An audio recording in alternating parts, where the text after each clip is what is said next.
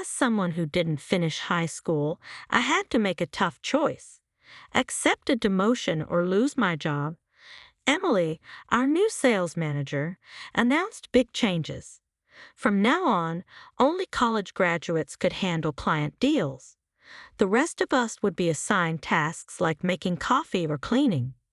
Anyone who disagreed would face demotion or even be fired. It was clear that Emily wanted me gone. She had no intention of keeping me at the company. I knew what leaving would mean for Noah Corporation, but I decided to quit anyway. Just as I expected, the company fell into chaos. The $800 million deal with JKG Holdings was left unfinished because Emily didn't realize I was the one managing it. She would soon find out the truth. My name is Patrick Wilson. I'm 64 years old and work in the sales department at Noah Corporation, a company in the wholesale business with $40 billion in annual revenue. My job was to manage contracts with regular clients, mostly from my desk since I'm too old for field sales or cold calls. Occasionally, I would attend meetings outside the office. Emily Watson, the new sales manager, seemed to hold a grudge against me. She had earned her position with an impressive degree from Columbia and was promoted just as I was rehired after retiring. Her promotion might have made her resentful of my return. One day, she approached my desk. "How's work going, Patrick?" she asked. "It's going well," I replied. She gave a sly smile and said, "Not making much progress, are you? Reading documents must be hard with your aging eyesight." I stayed calm even though her comments stung. It's true that about half of retirees like me get rehired, so my situation wasn't unusual. I admitted my eyesight wasn't as sharp as the younger staff, but I didn't let her get under my skin. Emily didn't stop there. "You should have stayed retired. You weren't much help even before you left. Is it because you didn't finish high school and can't afford to live? You're just stealing a paycheck." I knew not having a high school diploma made people see me differently. In a world where education is so important, being a 62-year-old high school dropout isn't common. It's hard to be taken seriously, especially when I've never been able to reach a managerial role.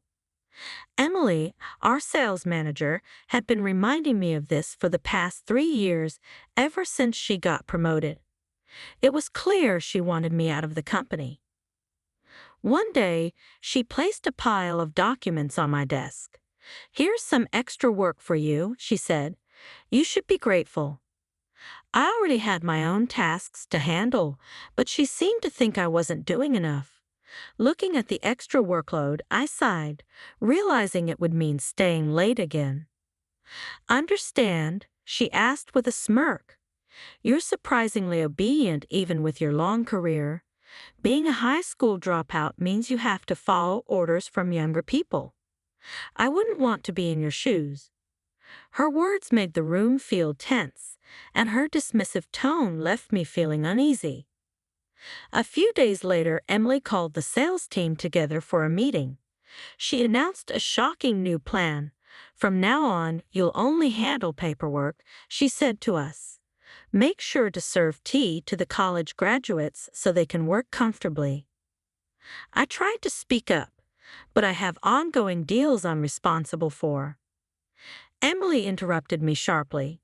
"Those deals will be handled by the college graduates. As a high school dropout, you don't need to worry about them. Now go get some tea." She then turned to another employee and said, "You'll be in charge of keeping the entire building spotless. No dust allowed." When the employee protested, saying they also had deals to manage, Emily snapped, "I've already told you the deals will be managed by the college graduates. Don't make me repeat myself." Her reason for the new assignments didn't make sense to anyone in the room. Seeing the confusion on our faces, Emily tried to explain further. "From now on, high school dropouts and graduates will do the grunt work," she said. "College graduates will manage all the deals. This is the most efficient way to run things. Does anyone have a problem with this plan?" She looked around the room, daring anyone to speak up. "Feel free to share your thoughts or concerns if you have any questions about the new system," she added, though her tone made it clear she wasn't really open to feedback. When someone finally spoke up, they said, "If we suddenly replace the person handling these deals, our clients might lose trust in us." Emily snapped back, "That's exactly why uneducated people are useless. Clients don't trust them and want someone better in charge. Don't you understand?" The employee fell silent, unable to argue further. Emily continued, "If you can't accept these changes, you'll be transferred to our distribution center in South Dakota. If that doesn't suit you, you're free to leave." The room went quiet. Everyone knew about the distribution center in South Dakota. It was infamous for dull, repetitive work like sorting and moving packages all day. The pay there was lower than at headquarters, so no one wanted to be sent there. Even if it meant doing basic tasks like cleaning or making tea, employees preferred to stay at headquarters. I couldn't understand how Emily's decisions would help Noah Corporation. Finally, I spoke up, unable to hold back. Changing the person handling ongoing deals will only make clients trust us less. There's a rhythm to these transactions, and disrupting it will create problems. Emily shot me an icy glare. "What's your problem?" she demanded. Her harsh tone caught me off guard, and I could only manage an awkward smile. As someone without a high school diploma, I'd grown used to moments like this. Emily's victorious smirk made it clear she believed she'd won. "People like you, who didn't even finish school, have limited options," she said coldly. "You're past your prime and bring no value to the company. There's no reason to keep you here." Her words stunned me, but they weren't surprising. Emily had been targeting me from the start. Whether you have a diploma or not, it seems people like me are always pushed into menial tasks. My age only gave her more reasons to want me out of the company. I thought about her threats. "I don't mind working in South Dakota," I said, trying to keep my tone steady. "They often need part-time workers there. I'm sure they'd appreciate a full-time employee like me. But let's be honest. If someone like me, a 62-year-old grandfather, shows up, they might think I'm not a good fit for the job." Emily laughed. "So what's your plan then?" I hesitated, weighing my options. It was clear this whole situation was Emily's decision alone. The CEO and HR probably didn't know about these changes. If they did, I doubted they'd approve of them. I could report Emily, but honestly, I was exhausted by her constant hostility. I'd saved enough for retirement, so leaving didn't seem like such a bad idea. After a moment, I said, "I'll quit." Emily pretended to look disappointed. "If you wanted to keep working, you should have gone to the distribution center," she said. The other employees were shocked. One of them tried to speak up. "Quiet," Emily snapped. "Lower-level staff should stay out of this." Her response showed she didn't care about the growing tension. I didn't see any point in arguing further after the way I'd been treated. "Should I write my resignation letter?" I asked. Emily nodded. "Yes, do that. At least you know how to handle that at your age." I quickly wrote the resignation letter, feeling strange about how it had all ended. I never thought my time at the company would end like this. When I asked about the handover process, Emily shrugged it off. "No need for that. You only handle paperwork anyway." Her tone was dismissive, and she seemed eager to see me leave. She even chuckled, as if she had been waiting for this moment for a long time. I thanked her and left. The other employees looked worried, but Emily didn't seem to notice. She was too busy enjoying her small victory. I knew that without me, chaos would soon follow, and it would be her problem to fix. The next day, while I was relaxing at home, Emily kept calling me. I ignored her at first, but she was relentless. Finally, I answered. "Patrick, what's going on?" she demanded, skipping any pleasantries. Her tone made it clear the company was in trouble. She explained the situation. Apparently, she had created a department where only college graduates handled deals, managing to divide the work without the HR department or CEO knowing. For a while, she thought everything was going smoothly and was proud of herself. "Please," she said, her tone now desperate, "I need you to handle the $800 million deal with JTG Holdings. They bring in $2 billion in annual revenue, and continuing this relationship is critical for the company." There was an uncomfortable silence after her request. "Isn't the $800 million deal happening today?" she asked. "All our deals are now managed by college graduates. It's B to succeed, so there's no need to worry." But the employees exchanged uneasy glances. Finally, one of my former coworkers spoke up. "Manager Emily, he resigned yesterday." Emily's face fell. "What are you saying? He was in charge of the $800 million deal." The truth hit her hard. There's no way someone inexperienced can handle something this important, so big, she muttered, trying to deny the reality, but the employees knew the truth and couldn't change it. Hoping to fix the situation, Emily turned to one of the employees. "You have a Stanford degree, don't you? You could take over the deal, right?" The employee hesitated, looking nervous. Finally, he admitted quietly, "I don't think I'm ready for this.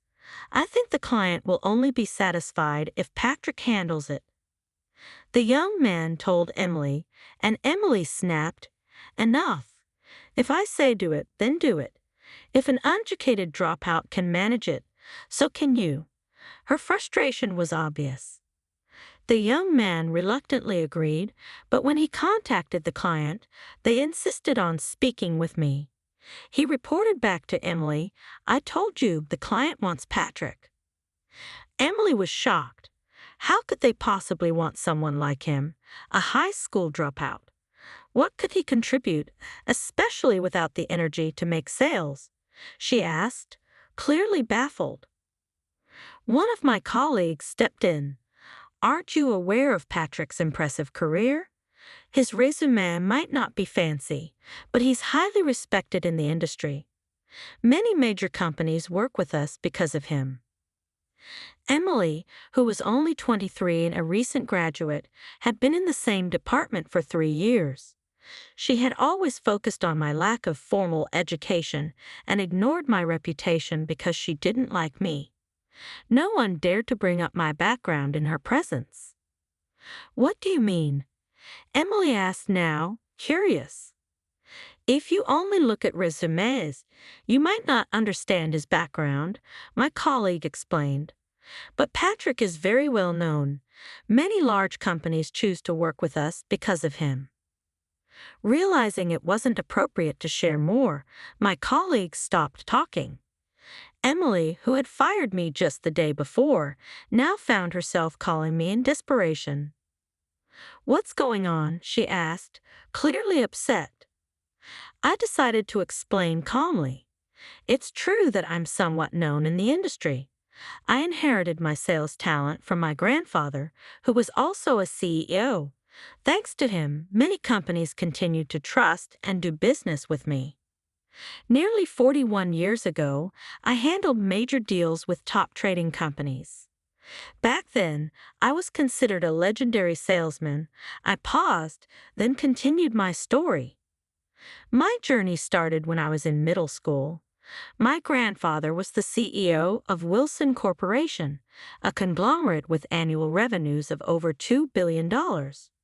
I admired him deeply and used to help out during my school vacations, doing simple tasks like making tea and cleaning. Those tasks might have seemed small, but I was thrilled to be part of his company. While others chose to pursue higher education, I was determined to work for my grandfather. It was a risky decision, but I was serious about it. I convinced my parents and grandfather to let me work and study at the same time. I joined Wilson Corporation right after middle school, doing basic tasks until I turned 21. I loved every moment of it. When I finally got a chance to work in sales, I felt excited beyond words. It wasn't an easy journey. Securing contracts was tough, and I had to improve my approach constantly, but I never gave up. When I secured my first contract, the feeling was incredible. For the first time, I truly felt like a salesman. My skills started improving quickly, and by the time I was 26, I landed a major deal with a big company. This was a turning point for me. I learned the secret to success: understanding clients' needs and offering solutions that worked for them. This approach helped their businesses grow, and soon word spread that working with me always meant profit. Deals started flowing in, and the sales manager began trusting me with bigger responsibilities. Companies began requesting me by name, and I made sure to close those deals while building trust both within my company and with clients. I quickly became the top salesman, and even executives from major firms knew my name. My performance brought me praise and job offers from other companies, but I stayed loyal to Wilson Corporation because I loved my grandfather's company. I worked hard to make every deal profitable, and many young salespeople looked up to me. Even though I never bragged about my success, I knew people considered me a legend in the industry. When my grandfather retired at the age of 76, the executive vice president took over as CEO.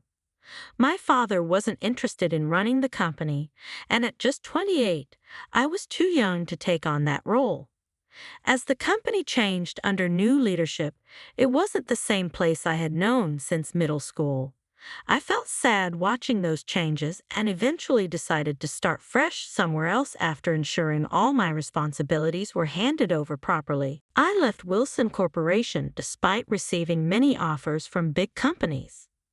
I joined Noah Corporation when I was 37. Since then, I've worked in sales at Noah Corporation, stepping back from high-profile roles to give younger employees a chance to shine. Over the years, I secured all the company's major clients. Because of this, it's no surprise they now refuse to continue their deals without me. I focused so much on closing deals that I didn't have time for administrative tasks, which is why I never held an official managerial title. However, my salary was equal to that of managers. I had started gradually passing my responsibilities to younger employees, but being forced to resign so suddenly meant I couldn't properly say goodbye or complete the handover process. Now clients are refusing to move forward without me. Emily was furious. "Why didn't you tell me all this earlier?" she demanded. I didn't ask if a handover was necessary. I replied calmly, "If it was so important, you should have made it clear." Emily then said I needed to inform the clients about the handover and convince them to continue doing business with no corporation. I refused. Building trust is the foundation of business, I explained. If I reached out to clients about internal issues after resigning, they would lose confidence in the company, and the deals would fall apart quickly. Noah Corporation's annual revenue is $4 billion, but $2.5 billion of that comes from deals I had secured. The $800 million deal was already in jeopardy, and at this rate, the company could face serious trouble. "Come back to Noah Corporation," Emily said urgently. "I'll talk to HR. Report to work immediately."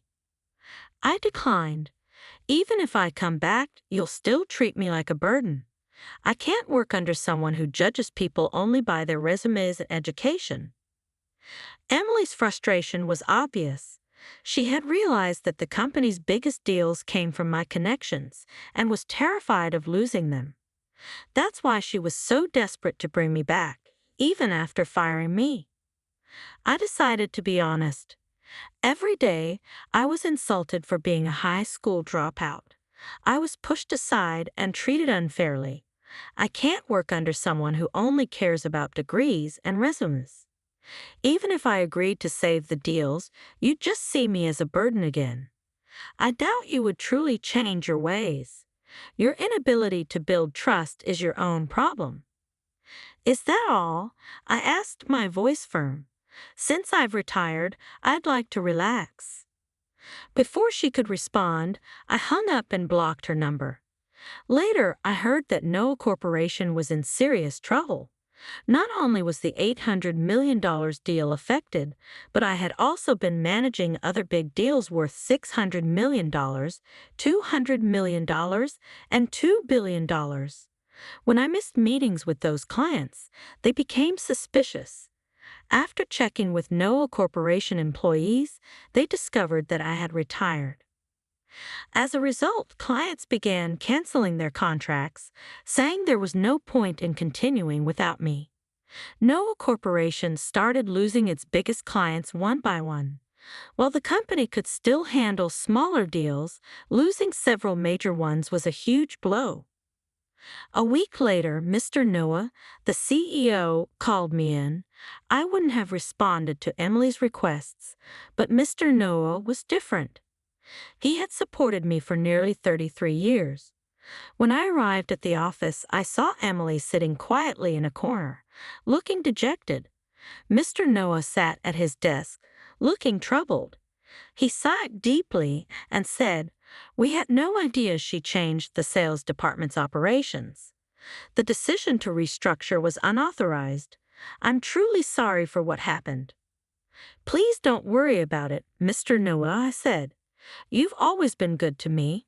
Then turning to Emily, Mr. Noah said firmly, "Apologize to him." "I'm very sorry," Emily said, barely holding back tears. It was clear Mr. Noah had severely scolded her for her actions. The changes she made had no approval, and I couldn't help but feel bad for Mr. Noah, who now had to handle the mess. Mr. Noah continued, "Our company is in serious trouble. We're losing major contracts quickly. If this keeps happening, our business will collapse. We could still cancel your resignation if you're willing to come back." "I don't mind returning," I said, "but I have one condition." "What is it?" Mr. Noah asked, looking worried. I turned to Emily, whose face had gone pale. "You're fired." Emily immediately objected. "Wait, you don't have to go that far. Do you understand the impact your actions had on me and the entire sales department?" I asked her, "This is a large company. If you lose your job, it will be hard to find a similar position elsewhere. But you brought this on yourself." Emily tried to defend herself. "I've always been a valuable employee. I graduated from a prestigious university and have been a top performer. How can you fire me based on your personal judgment?" "Enough," Mr. Noah said firmly, cutting her off. Still unwilling to accept her termination, Emily continued. "Wait, Mr. Noah, dismissing me is unfair. I've contributed to this company ever since I joined as a new graduate. Do you understand what this decision means?" Mr. Noah glared at her. "You made changes on your own without thinking about how they would affect your employees. That's unacceptable." Emily fell silent. I then spoke to her directly. "I may be older, and my strength isn't what it used to be, but there's a limit to how much disrespect I can take. Being a high school dropout allowed me to learn the company's ways early and become an expert in sales faster than most. Yet you mocked me without understanding my circumstances." Emily trembled, but said nothing. "I can return to the company, handle the transition, and apologize to our clients, but only if you step down. If not, I'm happy to stay retired. The responsibility for all my work will then fall on you." I paused for a moment, looking at Emily. Honestly, I'm fine with either option. I had enough savings for my retirement, so I asked, "What's your decision?" Can you act on it now? Mr. Noah thought about my proposal. Emily, biting her lip in frustration, realized she couldn't fix this mess without my help. As more contracts were canceled, she stood there silently, overwhelmed and unable to respond. Finally, Mr. Noah nodded and said, "Very well. She will be terminated." Emily pleaded, "Please wait. I've contributed so much to this company." Mr. Noah's expression hardened. "Your reckless actions almost caused a $2.5 billion loss. Do you understand the consequences?" Faced with his stern words, Emily shrank back. "Write your resignation letter and leave. Don't come back tomorrow," Mr. Noah said firmly. Understanding the gravity of the situation, Emily tearfully wrote her resignation letter. She left Noah Corporation that day and never returned. Despite her education, Emily struggled to find a new job. Word had spread about her role in my resignation, and even when she got interviews, her arrogance worked against her. After 7 months of unemployment and countless rejections, she eventually accepted a part-time job, earning far less than she had at Noah Corporation. As for me, I returned to Noah Corporation and took charge of the major contracts once again. I personally apologized to the clients, which helped rebuild their trust. The employees who had been worried about the company's future felt reassured when I came back. News of my return spread, and with my sincere apologies, we successfully restored the canceled contracts. It also became clear that Emily had been arrogant in her dealings with clients, and they found it much easier to work with us after her dismissal. Noah Corporation became more manageable, and I could see the potential for growth. I plan to retire at 66, and if the company continues on this path, it will expand even after I leave. My career will end on a high note. Although I left my grandfather's company years ago, I'm thankful I joined Noah Corporation. With only a few years left, I'm determined to give my best effort and finish my career strong.